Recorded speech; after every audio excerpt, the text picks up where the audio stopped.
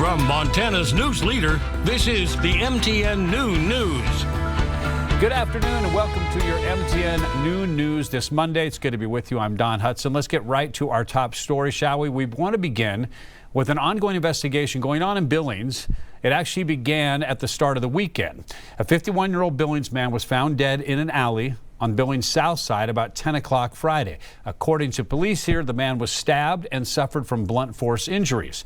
While police investigate, neighbors are reacting to the violence. MTN's Isabel Spartz has the story.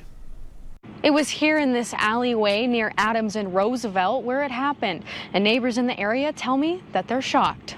I'm very afraid to live here. Friday night's homicide struck fear with many in the neighborhood. It's scary. I mean, it's not even 500 feet from front door, so. Around 10 p.m., the body of a 51-year-old man was discovered in an alley in the Billings South Side, not far from Riverside Middle School. Shane, who wished to not use his face or last name for safety reasons, lives nearby and heard a loud commotion right before first responders arrived. I heard some arguing. About a minute later, I heard a gunshot, or what I thought was a gunshot. All the corners blocked off down there, so you couldn't drive, by.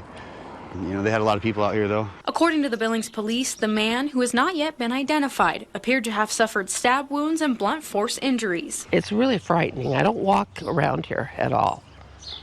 I stay in my house, keep the door locked. I don't know, it's almost all over Billings, but this is particularly crime-filled. We're talking about how you shouldn't go down any alley these days. It's just not a good idea at all. The incident has brought up concerns of safety for many, including Billings resident Kristen Snyder, after seeing the news from police online. You just have to be aware of your surroundings more than you used to. We used to just go everywhere and not think about it twice, but now you kind of just have to. Snyder says she would like to see more done to protect people in Billings and supports the idea of safety levies to help the police department reduce crime statistics. They just need more help, and I think that would help some of the stuff that's going on. Everybody needs to be protected no matter where you live. In Billings, Isabel Spartz, MTN News. And we also now have some new information to pass on involving the report of a suspicious package outside of Billings Old Chicago Pizza this weekend. Someone is facing charges now in this ordeal. Billings police say it's 36-year-old Victor Adams. They say he was arrested for intimidation and criminal trespass to that property. Now, police say they were called to Old Chicago Sunday morning. The caller told them they'd been having problems with an ex-employee and a suspicious package was found outside of the business. Officers evacuated Old Chicago, rendered the device safe with the help of the bomb squad. Adams, by the way, is in the Yellowstone County Detention Facility. Well, a large crowd gathered at Kalispell's Depot Park over the weekend for a community vigil to show support for the victim's family from last weekend's murder-suicide there. Memorial wreaths and flowers were placed in remembrance of Katie Olson Hartley and her young children, aged 6 years of age and 7 months. They were tragically killed.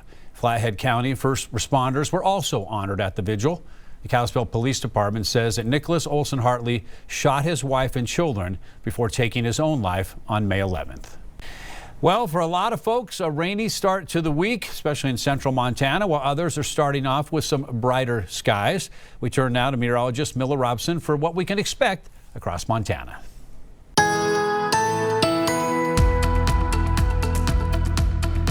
Happy Monday, everybody. It's pretty much a tale of two sides of the state. If you just cut it right down the middle, western side of Montana, we're looking pretty good with some sunshine. Still chilly with temperatures in the 40s and 50s. Central and eastern parts of Montana, down into Wyoming, 40s and 50s. But we got cloud cover and we've got some rain still under the influence of that area of low pressure off to our east. We'll show you that in just a second. But you can see where we still have some of that rain coming down. This will taper off from west to east as this low gets on out of here. But this is kind of what it looked like over the last 12 hours. Some areas getting a good soaking, upwards of an inch already in portions of eastern Montana. And we're going to add to that as that low stays parked over South Dakota right now. But it will start to move out. Still more unsettled weather on the way. We'll take a look coming up. With their mobility and firepower, tanks are certainly an important tool when it comes to war and conflict. On Friday, British soldiers actually joined the Montana Army National Guard in tank training for Ally readiness. MTN's Madeline Heath takes us inside a tank and shares the importance of this kind of training.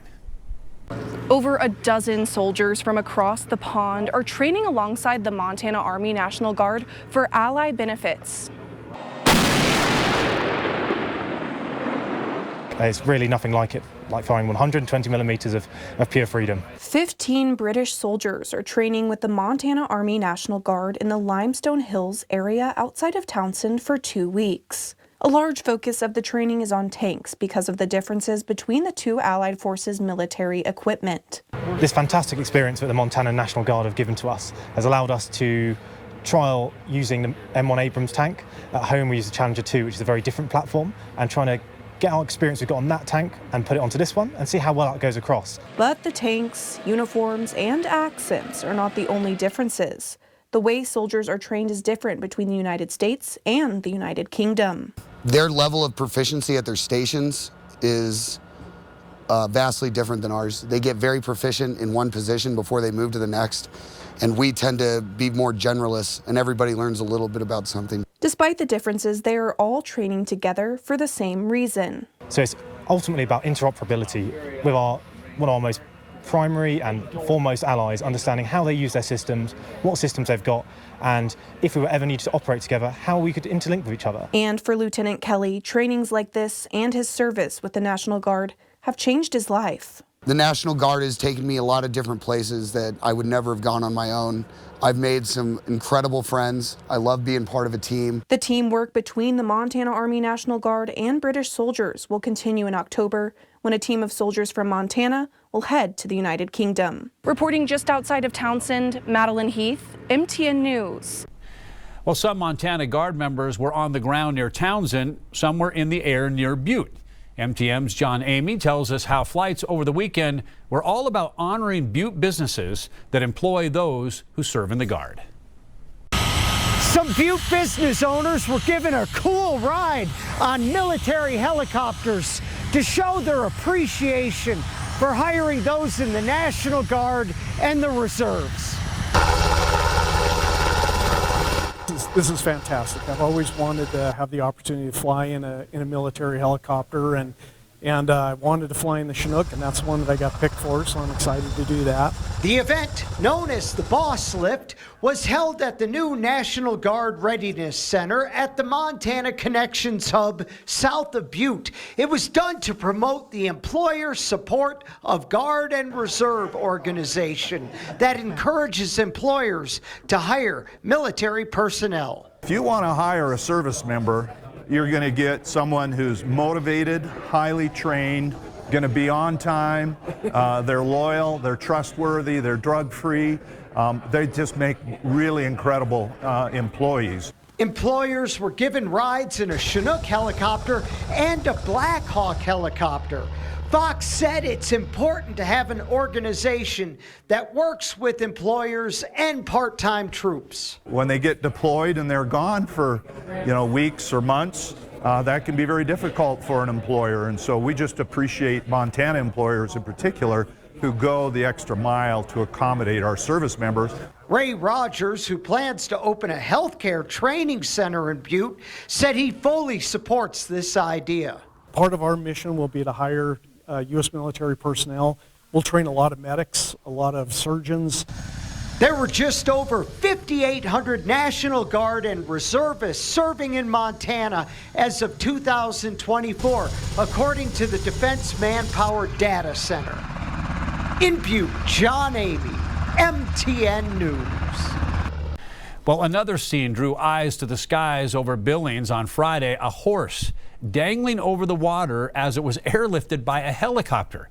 Our Matt Carmack explains what led to this unusual sight. It was right here on the Yellowstone River, just between these two islands, where two Billings women found an old retired horse. They say that horse has been in the water since Tuesday.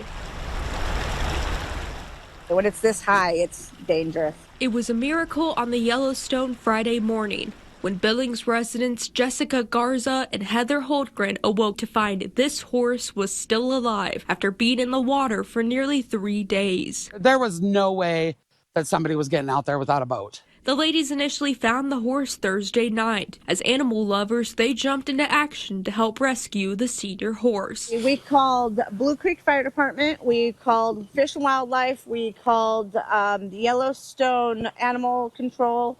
We called the sheriff's department. We were able to use an oral sedative to kind of calm the horse down before we hooked the horse to the helicopter, and looked like he enjoyed the ride. So Friday morning at about 9 a.m., the horse was lifted out of the river by the help of the Yellowstone County Sheriff's Department. it would have been difficult at best to try to get that horse off of an island if it's healthy. And so this just worked out real well. While the rescue itself only took about 2 hours, getting out the horse was easier said than done. So one of our other deputies walked out there with a bucket of grain that we brought with us, and they were able to coax the horse back onto the island where we were at. Especially considering the horse's age. And this horse was well over 20. Yeah, they said he was an old retired gelding. But because all hands were on deck, Cowboy the horse reunited with his family shortly after the rescue. I think everybody on Facebook was praying that he would make it through the night. You know, the horse needed to be rescued, and we needed to make the attempt. In Billings, Matt Carmack, MTN News.